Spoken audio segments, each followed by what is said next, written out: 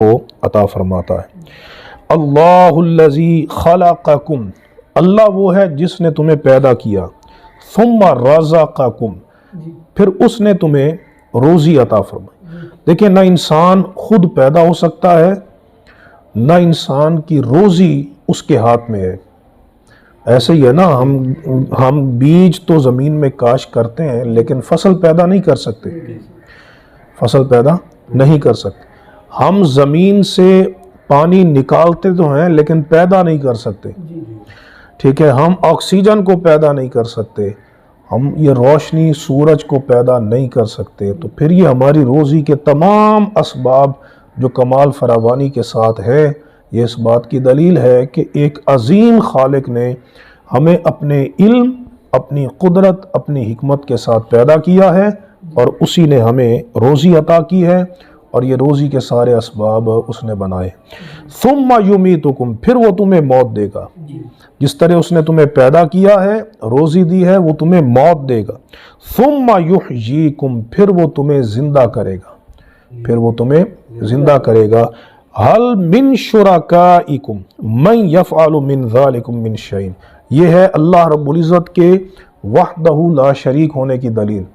فرمایا کہ کیا تمہارے شرکاء میں کوئی ایسا ہے، یعنی جو تم اللہ کے ساتھ شریک ٹھہراتے ہو، جن بتوں کو یا جس کو بھی تم اللہ کے ساتھ شریک ٹھہراتے ہو، کوئی ایسا ہے کہ من یفعل من ذلکم من شیء، کہ جو ان میں سے کوئی ایک کام کرتا ہو جو تمہیں پیدا کرتا ہو، جو تمہاری روزی پیدا کرتا ہو۔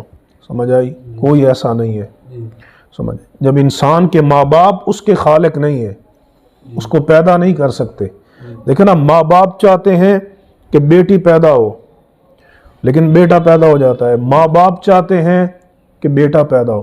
کتنے لوگوں کی یہ حسرت ہوتی ہے، تمنا ہوتی ہے کہ ہمارا بیٹا پیدا ہو جائے، لیکن نہیں ہوتا۔ یہ امام فخر الدین رازی نے تفسیر کبیر میں امام اعظم کا قول نقل کیا ہے کہ خالق کے وجود کی یہ کتنی بڑی دلیل ہے کہ ماں باپ چاہتے ہیں بیٹا پیدا ہو لیکن بیٹی پیدا ہو جاتی ہے، تو پتہ چلا کہ وہ خالق نہیں ہے۔ ماں باپ چاہتے ہیں کہ اب ہماری بیٹی پیدا ہو جائے لیکن بیٹا پیدا ہو جاتا ہے، تو پتہ چلا کہ وہ اس کے خالق نہیں ہے۔ سمجھ آ رہی ہے نا؟ ماں باپ کتنا عرصہ چاہتے ہیں کہ ان کی اولاد ہو لیکن اولاد نہیں ہوتی، تو پتہ چلا کہ وہ خالق چاہے بیٹے دے، جس کو چاہے بیٹیاں بیٹے دونوں عطا کرے، جس کو چاہے بانجھ بنا دے۔ تو یہ سب کچھ ایک خالق کی حکمت، اس کے علم، اس کی قدرت اور اس کی کاریگری، خلاقی اور صنائی کے ساتھ ہے۔ تو جب اللہ رب العزت کے ساتھ جو شریک بنائے جاتے ہیں وہ کوئی کام نہیں کر سکتے، تو پھر افمن یخلق کمن لا یخلق، کہ کیا جو پیدا کرتا ہے وہ اس کے برابر ہو جائے گا کہ جو پیدا نہیں کرتے، بنا نہیں سکتے۔ جو کچھ بنا نہیں سکتے بلکہ وہ خود بنائے گئے ہیں، وہ اس ذات کے برابر کیسے ہو سکتے ہیں جس نے ساری کائنات کو بنایا ہے؟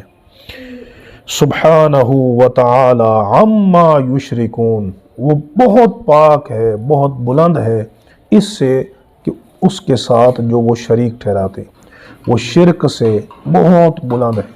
سمجھ آئی؟